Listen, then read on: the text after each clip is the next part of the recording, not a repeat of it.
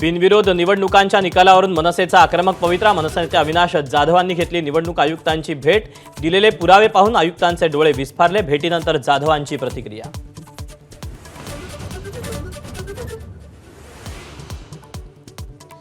कल्याण डोंबिवलीतील बिनविरोध निवड झालेल्यांची यादी पाहून राज्य निवडणूक आयोग अवाक. कर्मचाऱ्यांची चौकशी करण्याचं आश्वासन. निवडणूक आयुक्तांची भेट घेतल्यानंतर मनसे नेते अविनाश जाधवांची माहिती.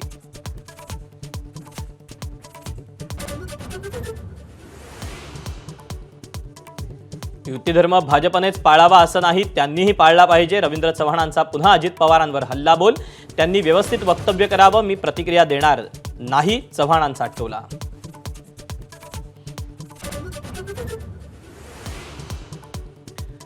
जुन्या जखमा आहेत, थंडीत जास्त उफाळून येतात. उद्धव ठाकरेंच्या आरोपांना राहुल नार्वेकरांचं उत्तर.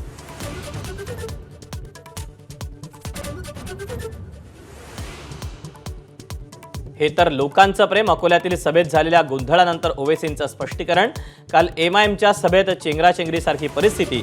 गर्दीला पांगवण्यासाठी पोलिसांकडून लाठीचार्ज.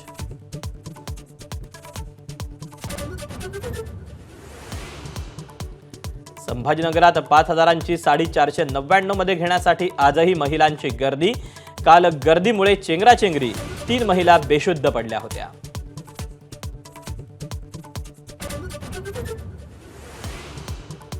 सोलापुरातील मनसे पदाधिकारी बाळासाहेब सरवदे खून प्रकरणी 4घांना अटक. कराडजवळच्या तासवडे टोल नाक्यावर ताब्यात घेतलं.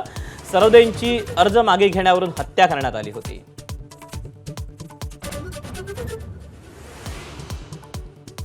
उमर खालिद आणि शर्जीलला जामीन नाहीच. दिल्ली दंगल कट प्रकरणी सर्वोच्च न्यायालयाचा महत्त्वाचा निर्णय.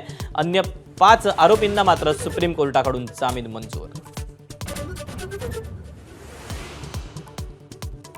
भारत आणि बांगलादेशमधला क्रिकेटमधला वाद विकोपाला.